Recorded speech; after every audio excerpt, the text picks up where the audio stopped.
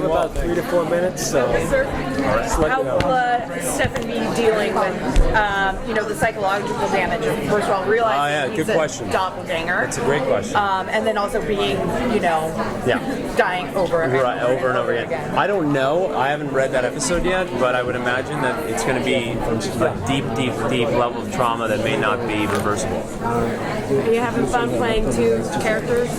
Yes. How's I that? wouldn't mind Stefan just staying down there for the entire season. No, please. We mentioned before how much fun it was to play, an evil version of Stefan in the past.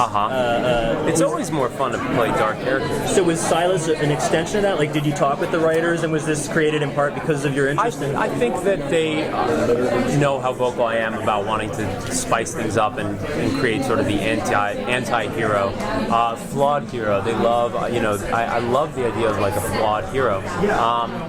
But with Silas, I think I'm going to approach Silas with a lot of I think Silas has so much pain and hurt and anger, but I think it's masked by a level of sort of light energy and humor. Is Silas getting a kick out of pretending to sort of be Stefan around all of Stefan's friends? He's totally getting in people's heads, and Silas can read someone's mind. Silas is not intimidated by anything. Literally nothing. The world is his playground. And he's toying with everyone. Like, nobody has any capacity to do any harm to him in any sense. So that's kind of a weird... But what are his motivations? Is it just to wreak havoc? No, he has an ultimate agenda. Go on. That I don't know yet.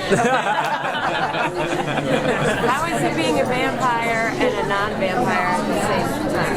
Well, Silas is he's a pseudo-vampire. But,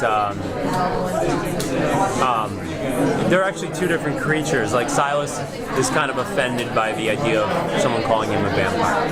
He likes being... I think he has like a god syndrome. I think he thinks he's like... Yeah. What's the trick to playing a character with no emotional vulnerabilities? I think the trick to playing a character with no emotional vulnerabilities is to give him emotional vulnerabilities, because that's total bullshit. Oh, okay. Well, you mentioned no one can read Silas. Yeah, meaning like no one. But I think that I think anybody that I think he's terrified of things. I just think he doesn't show it. Okay. Yeah. Will he be getting a new love interest, either as Stefan or as Silas? Starts dating some random. I don't know. It's such an odd thing to think that he would date. I mean, I don't know. Maybe Silas is capable of falling in love. It's just, to me, that's just a funny thought. It's like, really, dude? I don't know. But women, they do strange things to you. You just go crazy. You just go nuts, man. It's possible that once Stefan is out of the water, will he be more of a threat than Silas?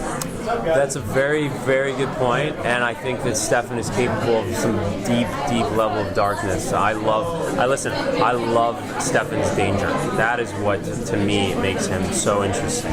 When he does the wrong thing.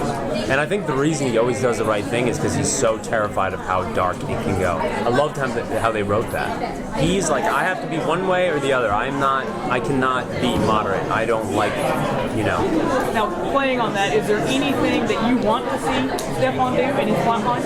Anything that you hope that they write for you? Yeah. I would like him to... Well, I like Stefan with... I like Stefan without the romance. It'd be nice for him to forget about the romance and stop being in love.